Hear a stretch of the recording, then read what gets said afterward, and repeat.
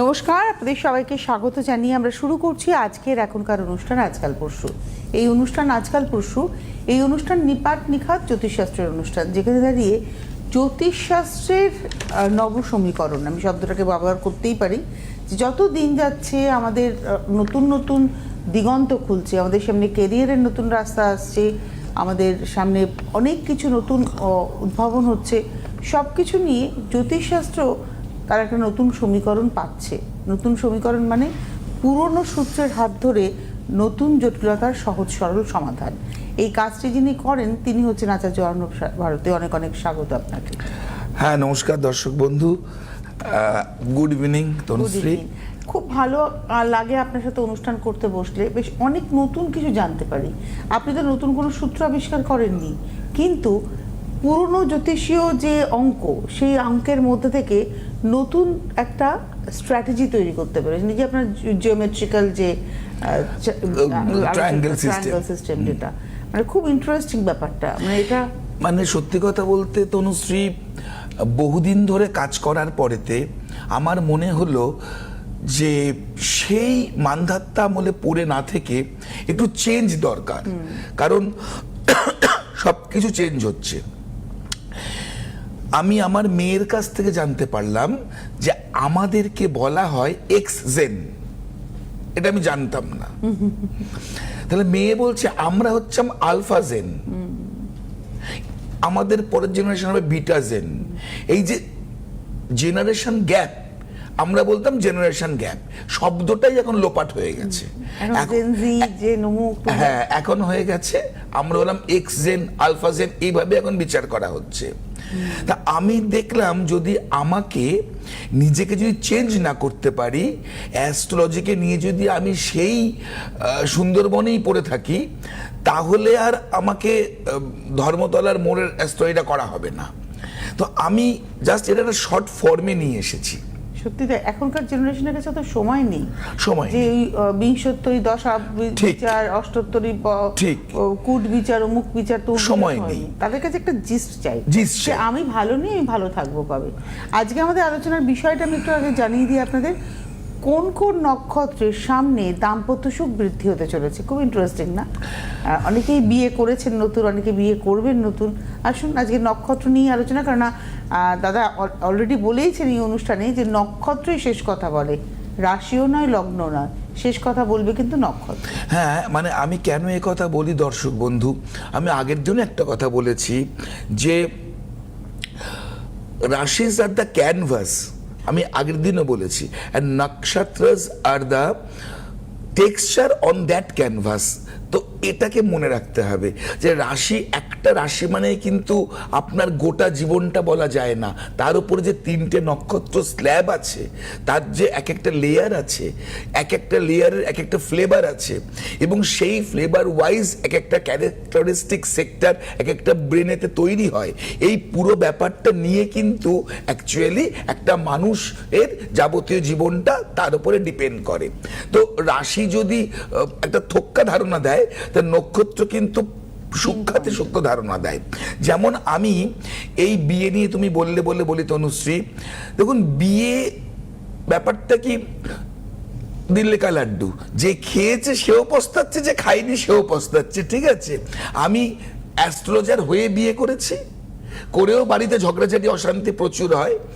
আপনারাও ঝগড়াঝাটি অশান্তি নিশ্চয়ই করেন, যারা করেন না তাদেরকে আমার প্রণাম রইল, কিন্তু হয় নর্ম্যালি, ঠিক আছে? তো এখন সত্যি কথা বলতে এটা আজকের সাবজেক্ট নয়। আমার বক্তব্য, অশান্তিটা যেখানে সিরিয়াস হয়ে যায়, অশান্তিটা যেখানে যে একটা ফাটলের স্মেলিং চলে আসে, সেই জায়গাটাকে আমি ধরার চেষ্টা করেছি যে আগামী দিনে এই বছরে কোন কোন নক্ষত্রের শুভ দাম্পত্য যোগ দেখা যাচ্ছে, অর্থাৎ যাদের সম্পর্ক এতদিন খারাপ ছিল, কিংবা যাদের সম্পর্ক নষ্ট হয়ে যাচ্ছিল, যাদের সম্পর্কের মধ্যে ফাটল তৈরি হচ্ছিল, সেগুলো কিন্তু রিকভার করবে। এবং এটাও আমার ইটিএস পদ্ধতির মাধ্যমেই আমি এই বিচারটা করেছি। যেহেতু এটা আমি তৈরি করেছি, হয়তো ইন ফিউচারে আপনারা ট্রায়াঙ্গেল নিয়ে আরও কথা শুনবেন, আরও প্রোগ্রাম দেখবেন, কিন্তু এই ডায়াগ্রাম কিন্তু একমাত্র আচার্য অর্ণব ভারতী তৈরি করা। যদি এই ব্যাপারটা যদি একটু জুম করে বড় করে কি দেখানো যাবে, সম্ভব কি একটুখানি? আমি একটু ধরে দেখি, আমি ধরে দেখি। আচ্ছা ঠিক আছে, ঠিক আছে। আচ্ছা এটা একটু যদি ক্যামেরাতে দেখানো যায়। হ্যাঁ, তো আপাতত তনুশ্রী আমার ব্ল্যাকবোর্ড, হ্যাঁ এখান থেকে সরিও না, ওটা থাক আপাতত। এবার আমি বলি, একটু কষ্ট হবে তনুশ্রী, ঠিক আছে? এবার আমি বলি, এই যে আমার ইটিএস সিস্টেম আমি বিভিন্ন কালার দিয়ে করেছি, যারা দেখছে তারা দেখতে পাচ্ছে। রোহিণী নক্ষত্র প্রথম রয়েছে, রোহিণী নক্ষত্রের পরে যেটা রয়েছে উত্তর ফাল্গুনী নক্ষত্র, উত্তর ফাল্গুনীর পরে রয়েছে হস্তা নক্ষত্র, হস্তার পরে রয়েছে মূলা নক্ষত্র এবং স্বাতী নক্ষত্র। এই নাক্ষত্রিক সেক্টরে কিন্তু এ বছরে যাদের যাদের সম্পর্কের প্রবলেম আছে, এই শুভ নক্ষত্রের কানেকশন যাদের আছে তাদের কিন্তু সম্পর্ক ডেভেলপ করবে এবং তাদের জীবন অনেক ভালো দিকে যাবে এবং তাদের বন্ডিং খুব ভালো হবে। এবং যদি বিবাহ হয় তো এই নাক্ষত্রিক ক্ষেত্রের বিবাহ যোগ কিন্তু খুব শুভ, এরা কিন্তু বিবাহের জন্য কিন্তু এগোতেই পারে। এই জায়গাটা আমি একবার দেখালাম এবং নিচে আমি একটা সেক্টর লিখেছি যে 13, 15, 10, 19, 12, 15। তো এই যে লেখা আছে, হ্যাঁ এই যে লেখা আছে, এই যোগগুলো কিন্তু এই নক্ষত্রের কানেকশনে যদি বিবাহ করা হয় তাহলেও কিন্তু তারা খুব ভালো সুখের জীবন কাটাবে। ঠিক আছে, তো এটা নিয়ে আমি একটা জিস্ট মোটামুটি বলে দিলাম। এবং যারা যারা আপনারা দেখলেন, আমার কাছে একটু ক্লিয়ার করবো আমি, এই 4, 13, 15 এই যে ব্যাপারটা রয়েছে বা 10, 19 এই ব্যাপারটা কি? এটা হলো অনেকে তো নক্ষত্রের নাম মুখস্থ রাখতে পারে না, আমি নাম্বারিংটা করে দিয়েছি। যেমন অশ্বিনী, ভরণী, কৃত্তিকা, রোহিণী। রোহিণী হচ্ছে 4, ঠিক আছে, তারপরে কত নম্বর আছে? 13। তাহলে অশ্বিনী, ভরণী, কৃত্তিকা, রোহিণী, মৃগশিরা, আদ্রা, পুনর্বসু, পুষ্যা, অশ্লেষা, মঘা, পূর্ব ফাল্গুনী, উত্তর ফাল্গুনী, হস্তা। হস্তা হচ্ছে 13। আচ্ছা ঠিক আছে, তারপরে 15। তো হস্তা, চিত্রা, স্বাতী, 15। আর ওইদিকে 10, 9। 10 মানে হচ্ছে মঘা। আর যদি 19 চলে যায় তাহলে হচ্ছে মূলা, মানে কেতুর নক্ষত্র। আর ওইদিকে 12 আর 15। 12 হচ্ছে 12 উত্তর ফাল্গুনী। 12 সাথে 15 যদি হয় তাহলে এদের মধ্যে বিবাহের কানেকশন খুব ভালো। এবং যাদের 12-15 মধ্যে যদি এতদিন 2025-এ সম্পর্কের মধ্যে যে ফাটল, যে দ্বন্দ্ব, যে অসুবিধা তৈরি হয়েছিল, 2026-এর মার্চ এপ্রিলের পর থেকে সেই সম্পর্ক কিন্তু আবার নতুন করে তৈরি হবে এবং উত্তর ফাল্গুনীর সাথে আপনি স্বাতীর কথা বলছেন। এক্স্যাক্টলি। আবার ওদিকে 4-এর সাথে 13, 15। 4-এর সঙ্গে 13, 15, অর্থাৎ 4 মানে রোহিণী, 13 মানে বলছেন হচ্ছে হস্তা, আর 15 মানে হচ্ছে স্বাতী। এই বন্ডিংটা যার 4 এবং যার 13 সম্পর্ক ভালো যাচ্ছিল না 2025-এ, সেই সম্পর্কে কিন্তু একটা সুন্দর জায়গায় আসতে চলেছে এবং সেপ্টেম্বর কিংবা আগস্ট সেপ্টেম্বর থেকে এই সম্পর্কের বন্ডিং কিন্তু খুব সুন্দর হবে। এটা আমার বক্তব্য।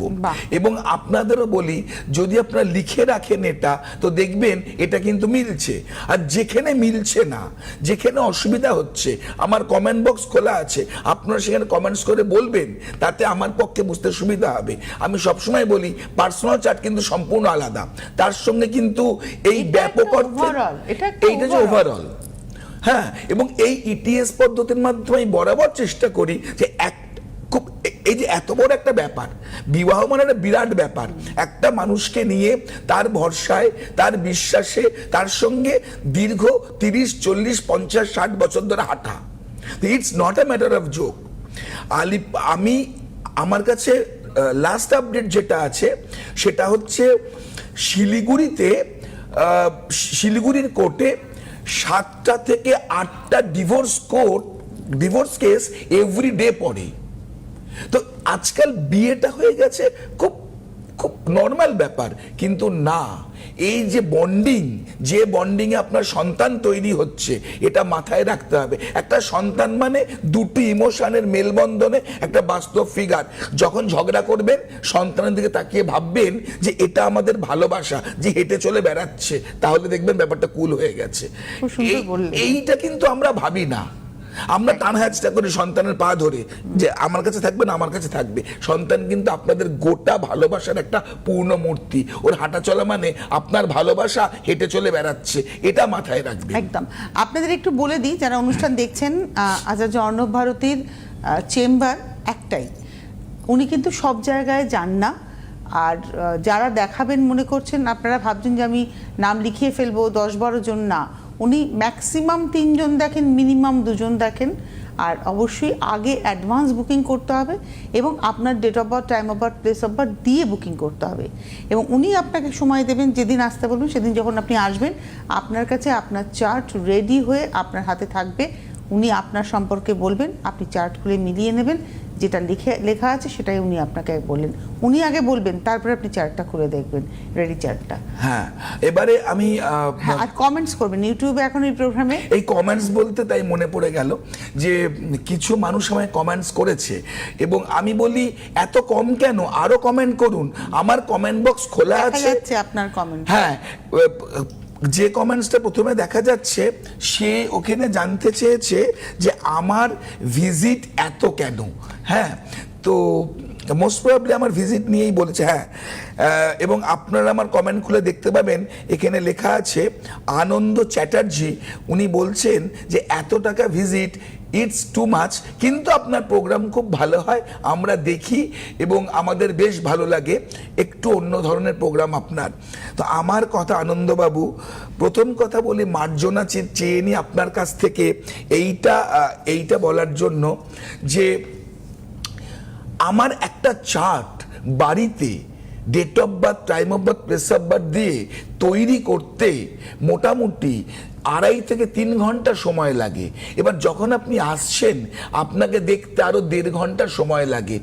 একটা মানুষের পেছনে আমি 4.5 ঘন্টা লেবার দিই, এবং আপনি আমার চেম্বারে ঢোকার আগেই কিন্তু আপনার জীবনের ইতিবৃত্ত, অতীত, বর্তমান, ভবিষ্যৎ আমি অ্যাডভান্স, এরপর দিন আমি দেখাবো, আমি অ্যাডভান্স একটা কাগজে আমি লিখে রাখি, এবং যেটা আপনার জীবনের সঙ্গে পুঙ্খানুপুঙ্খভাবে মিলবে।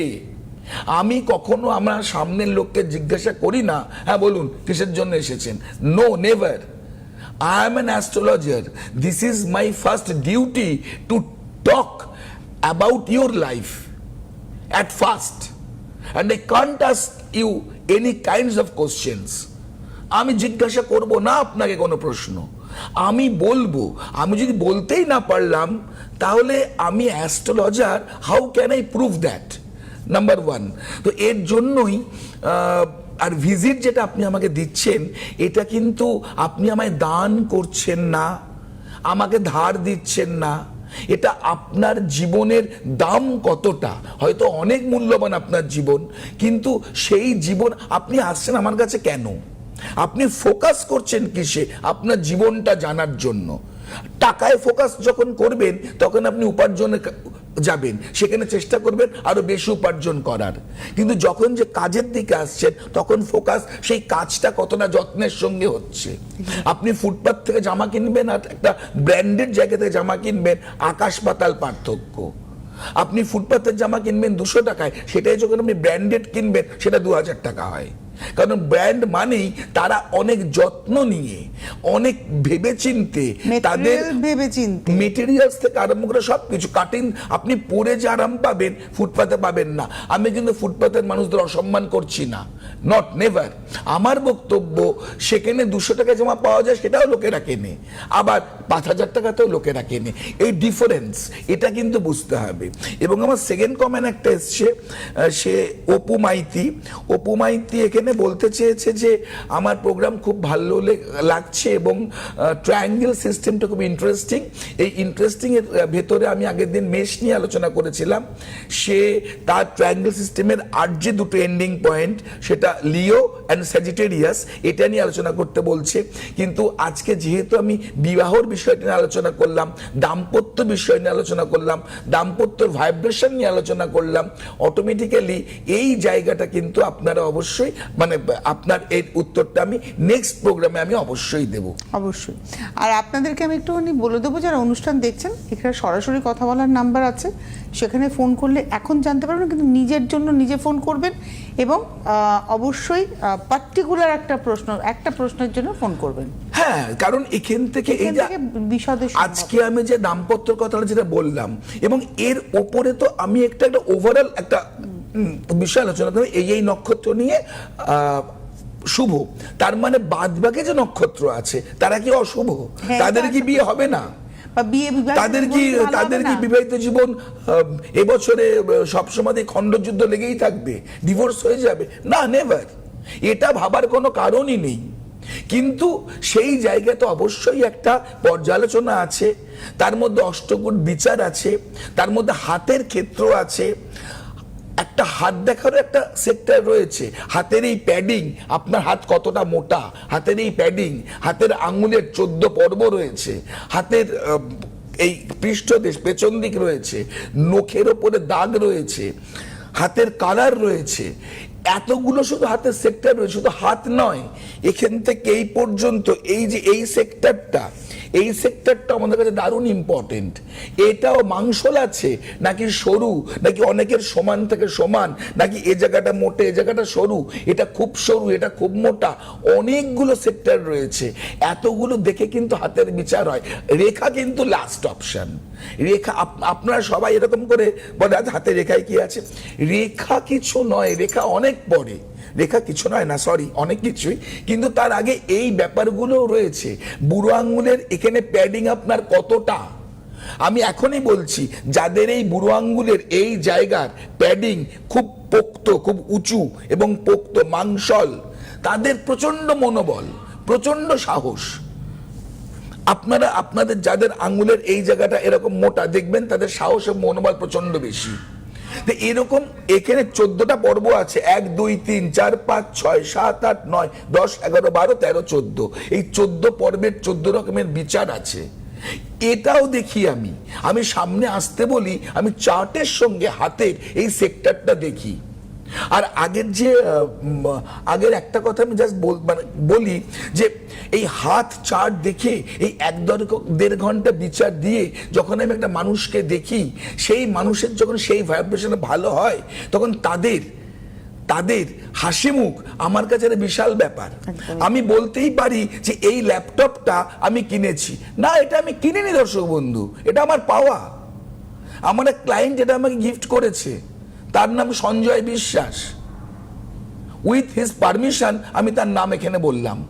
আমার চেম্বারে আসবেন, আমি প্রুফ করে দেব। এই একটা ল্যাপটপ নানা করে লাখ টাকার উপরে দাম হবে ল্যাপটপটার, বাট এটা আমি বলতেই পারতাম আপনাদের যেটা আমি আমার পয়সায় কিনেছি। সবাই তাই বলে নর্মালি, না, এটা আমার পাওয়া। আমার ঘড়ি আমার পাওয়া, আমি হাতে যে ঘড়িটা পরি এটা আমার পাওয়া ঘড়ি, আমাকে গিফট করেছে। এই ল্যাপটপ আমার পাওয়া। এগুলো আমাকে কখনো এই কারণে চ্যুতি করতে দেয় না, মানে আমাকে সরিয়ে দেয় না, ডাইভার্ট করতে দেয় না কোনো অসৎ কাজ করতে। এক্স্যাক্টলি। আপনারা অবশ্যই ফোন করুন, সরাসরি কথা বলুন, চেষ্টা করুন নিজের জন্য ফোন করতে। মানে আমি জানি এই মুহূর্তে বাবা মা উদ্গ্রীব হয়ে রয়েছেন, ছেলের সম্পর্কে জানবেন, তারা চেম্বারে আসুন, কিন্তু এখানে ফোন করবেন যখন ব্যক্তি বিশেষ নিজে ফোন করুন। দেখো, চেম্বারের কথা বলতে আমি বলি, আমি নর্মালি প্রথম কথা হলো বিশ্বাস করি যে একটা মানুষ যখন আসবে আমার কাছে, যেহেতু আমার হাই পেড, আমি টিয়া পাখি নিয়ে গাছের তলায় বসি না, সেখানে 10 টাকা দিয়েও দেখানো যায়। তো যারা পছন্দ করবে সেখানে দেখাবে। একটা টেলিফোন নিয়ে নি। আচ্ছা, নমস্কার, কে রয়েছেন? হ্যালো হ্যালো কোনো কারণে সংযুক্তি বিচ্ছিন্ন হয়ে হয় এরকম। আচ্ছা, আমি এই প্রসঙ্গে একবার চট করে বলে দিই, ইউটিউবে আপনারা এখন এই মুহূর্তে প্রোগ্রামের নিচে কমেন্ট করবেন, সেই কমেন্টসের উত্তর নিশ্চয়ই দাদা দেবেন। আর আমাদের ইউটিউব চ্যানেলটাকে অবশ্যই দয়া করে সাবস্ক্রাইব করে নেবেন, তাহলে করে এপিসোডটা আপনি আপনার সময় মতো দেখে নিতে আমার পারবেন। বক্তব্য তাই যে আপনাদের যেখানে এই যে প্রোগ্রামটা হচ্ছে, এই প্রোগ্রামটা আপনাদের কেমন লাগছে, আমি যে বিষয়ে আলোচনা করছি বিবাহ নিয়ে, এছাড়া আপনাদের আর কোন বিষয়ে আলোচনা করার দরকার আপনি বলে এটা মনে খুব করেন? ভালো একটা মানে কথা বললেন যে বিবাহ যখন ভাঙনের মুখে দাঁড়ায়, সম্পর্ক যখন ভাঙনের মুখে দাঁড়ায়, যদি সন্তান থাকে, সন্তানকে মনে করতে হবে যে ওটা আমাদের ভালোবাসার একটা মানে বাস্তব রূপ, এবং তখন সেখানে ভাঙনটাকে রোধ করার চেষ্টা করতে হবে। কেন জানো তো, অনেকে বলে ইমোশনের আবার দাম কোথায়, যারা বেশি প্র্যাকটিক্যাল বলে ইমোশনের দাম কোথায়। ইমোশনেই কিন্তু একটা প্র্যাকটিক্যাল রূপ আসে, আবার প্র্যাকটিক্যাল রূপ থেকেই প্রেম হয়, সেখান থেকে ইমোশন তৈরি হয়। ইমোশন আর প্র্যাকটিক্যাল এরকম সার্কেল ওয়াইজ ঘোরে, এবং এই দুটোর ব্যালেন্স যতক্ষণ ঠিক থাকছে মানুষ ততক্ষণই হাঁটতে পারে। একটা বিয়ে করতে গেলে কিংবা একটা বিবাহিত জীবন কাটাতে গেলে দুটো মানুষ যখন হাঁটছে, তখন দুটো মানুষের মেন্টাল ম্যাচ দেখা দরকার। এই যে হয়তো আমার ট্রায়াঙ্গেলে একজন আমাকে বলেছিল যে তাহলে তো মেষ সিংহ কিংবা সিংহ ধনুর সঙ্গে বিবাহ কানেকশন খুব ভালো হবে, কারণ যেহেতু এদের মধ্যে খুব ভালো তিনটেই একরকম। না, এই তিনজন কানেক্টেড বিয়ে ভালো হতে পারে না, কারণ সমমেরু পরস্পরকে বিকর্ষণ করে। একটা ঘরে দুটো সূর্য থাকতে পারে না, একটা 10 ফুট বাই 10 ফুট ঘরে দুটো এসি চলতে পারে না, তাই লোকজন পালিয়ে যাবে। সবসময়তেই একটা চরম, একটা নরম, একটা গরম, একটা সফট, এই সেক্টরটাকে মেনটেন করা উচিত, যে একজন রাগী হলে একজন শান্ত হবে। তার মানে এই যে বিবাহ এক একজনের টিকে যায় বছরের পর বছর, এর পিছনে কি ওই নক্ষত্রই কাজ করে? একদম তাই। মানে আমরা তো ধরুন লেম্যান, হ্যাঁ, বিবাহের পিছনে সবসময় নাক্ষত্রিক ক্ষেত্র কাজ করে। এবং আজকে আমি প্রোগ্রাম করতে বসেছি, হঠাৎ করে আমি ঘড়িতে দেখলাম যে আজকে 13 তারিখ। হ্যাঁ, একটা কথাও মাথায় এলো, আজকের দিনে কিন্তু এই গ্রহ নক্ষত্র নিয়ে আমি কাজ করি, আমি বলি এইখানে একটু, আজকের দিনে কিন্তু ইউরেনাস গ্রহ আবিষ্কার হয়েছিল 1781 খ্রিস্টাব্দে। হ্যাঁ, এবং উইলিয়াম হার্সেল আজকের দিনে ইউরেনাস গ্রহটি আবিষ্কার করেন। অ্যাজ অ্যান অ্যাস্ট্রোলজার এই আপডেট দেওয়াটা, এটা আমার ধর্ম, কাজ। অতএব এই সেক্টরে যদি আপনাদেরকে মডার্ন অ্যাস্ট্রোলজি নিয়ে না কাজ করতে পারি, যদি আপনাদেরকে আমি সঠিক পরামর্শ না দিতে পারি, যদি আপনাদেরকে আমি সঠিক রুটে আনতে না পারি, তাহলে আমি কিসের অ্যাস্ট্রোলজার? আমি একটা জিনিস বলবো যে অহেতুক ভয় দেখানো নয়, আপনার উপরে চিৎকার করে আপনাকে বুঝিয়ে দেওয়া নয়। আপনি আসবেন, আসার পরে নিজের জীবনটাকে একটা জায়গায় পাবেন, এবার ডিসিশন আপনার, এবং উনি আপনাকে গাইড করে দেবেন যে আপনি কোন দিকে গেলে পরে আপনি গোলটাকে অ্যাচিভ করতে পারবেন। মুশকিল কি তনুশ্রী, এখনো ভারতবর্ষের মানুষের আমি তো মোটামুটি ভারতবর্ষের প্রায় সব জায়গায় ঘুরেছি আমার এই প্রফেশনে, এখন আর দৌড়ই না, অনেক দৌড়ে নিয়েছি 17 বছর, আর নয়। তো আমার বক্তব্য খুব পরিষ্কার, অ্যাস্ট্রোলজারের কাছে মানুষ আসেই এরকম করে বাবাজি, পার্লেজি, গুরুজি বলে, একটা কারণেই আসে যে অলৌকিক কিছু দেখবে। আমি চ্যানেলে বসে বলবো, আপনার বাড়ির সামনে যেখান থেকে আপনি ফোন করছেন, দেখুন তো আপনার বাড়ির উত্তর দিকে একটা মাঠ আছে কিনা, কিংবা একটা পুকুর আছে কিনা, আপনার বাড়ির সামনে একটা নিম গাছ আছে কিনা। আপনি বললেন হ্যাঁ আছে। আমি এটা পারি না, ক্ষমা করবেন। আমি আপনার জীবনটা কেমন যাবে এটা আমি বলতে পারি, বা কেমন গেছে, কিংবা কেমন গেছে এটা বলতে পারি, এবং এটা 100-200% মিলবে, এইভাবে কাজ করতে পারি। And with the support of colour therapy আপনার জীবনের মোড় ঘোরাতে পারি। আমি আগের দিন বলেছিলাম যে স্কুটি চালাচ্ছে তখন তার যে মেন্টালিটি, তখন যে গাড়ি চালাচ্ছে তার মেন্টালিটি সম্পূর্ণ আলাদা, কিন্তু লোকটা কিন্তু একই।